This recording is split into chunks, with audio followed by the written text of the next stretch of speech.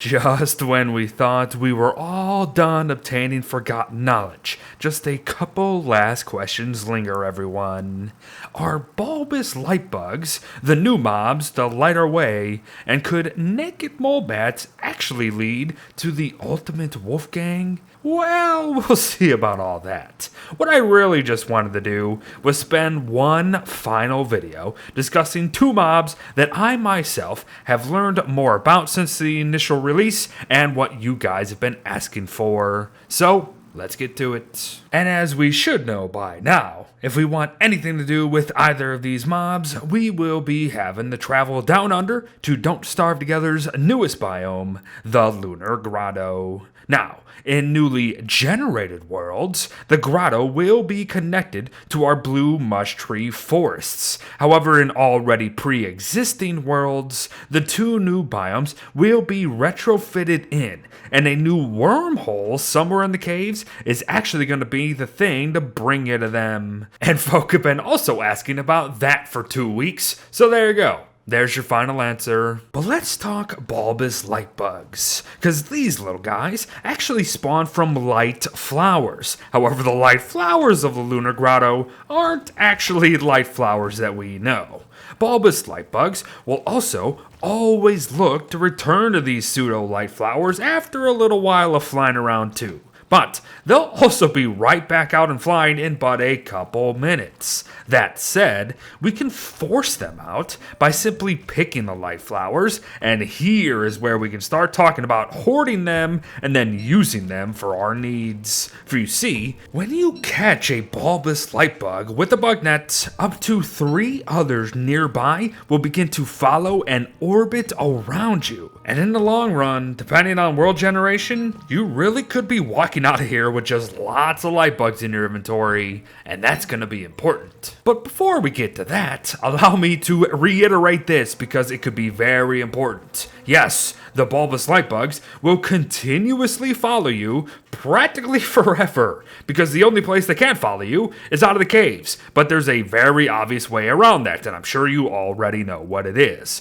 So while we'll be using the ones in our inventory for the surface, be sure to just take advantage of a literal free permanent light source down here in the caves. That is, as long as you keep at least one light bug in your inventory alive. And we can prolong all of this by just simply feeding bulbous light bugs any sort of veggie that we can, or else they're just gonna die on us in 2 days. Now that's good stuff. What else is good is lighting up base in a whole new way. So yes, bring all them inventory light bugs up to the surface, and you can just drop them wherever you wish to. Because outside of our inventories, these little guys seemingly live on forever unless something kills them, or of course, if they happen to be down in the Lunar Grotto, they'll return to light flowers. But they can't do that here. And I also sat around for a very long time, trying to see if they would actually attempt to just fly away far enough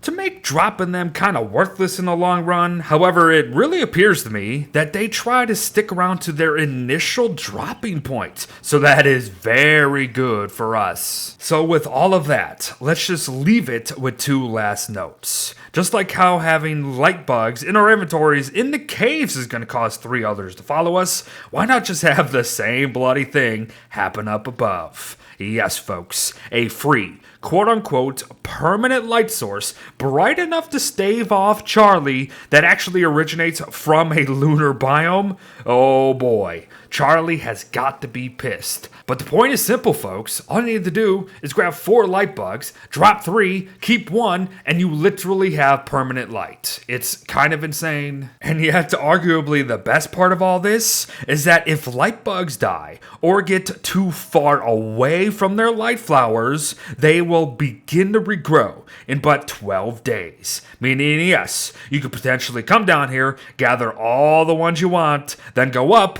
drop dozens upon dozens of them all over base or wherever you want, and then just come back in 12 days and do it again. So yes, Charlie is bloody fuming right now. But we must move on to naked mole bats, folks. Yet another new Lunar Grotto mob that actually spawned from a select number of the lights that shine down from above, which was something I really didn't know at first. Naked mole bats, though, are hostile to pretty much everything other than basilisks, and are pretty easy to kite, all things considered.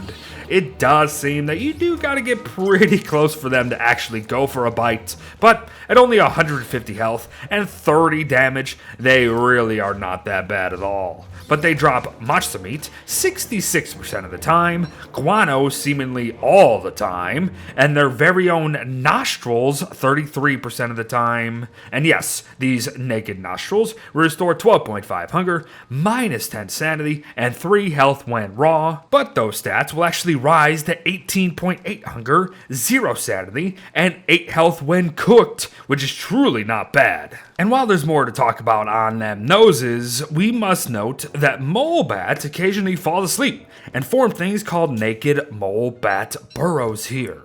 And we can choose to actually shovel these things for up to 2 items pulled from a list of 7 total as seen here. Some of which are actually really worthy of note, like mushrooms and even leafy meat. Good stuff. And just one fun thing, mole bats eat meat, fruit, and veggies when it's left on the ground, and seemingly just smash their face into it while they go about it. So eat up, little guys. But speaking of eating, let us talk about this guy here, the milkmaid hat. I really didn't give it the full time of day back in our initial update video, but I may have actually done it wrong. Because even given its super specific recipe, it could lead to some interesting things. And with changes to how Volt Goats spawn, well, this is not too far-fetched anymore. But for context, here is how a fully mighty Wolfgang's hunger drains without any other additional input or any munchies eaten afterwards. As a fully mighty Wolfgang, our hunger drains 3 times faster than normal, which is obviously very important to you Wolfgang mains out there, as you know that each point of hunger lost means lower damage numbers overall. But toss on a milkmaid hat before a fight, and it will be keeping hunger so high to the point where you're just losing 2 to 3 damage every now and then, if that. But that's not it. You can stay at darn near max damage with Wolfgang with just a single hat too. The only issue is that a hat only lasts 4 minutes, but that does equate to half a day in game time, so you Wolfgangs know it's not going to take you half a day to kill any boss in this game. But there you have it, everyone. Just a final quick look at 2 last mobs added in to Don't Starve Together following the Forgotten Knowledge updates. And I really just wanted to share some potentially fun tidbits about them that I didn't get to a couple videos ago, and just detail on how both could potentially lead to some really cool strategies and such, so I hope you enjoyed that. But thanks for watching, folks. Well wishes to all, and I'll see you in the next one. Bye-bye.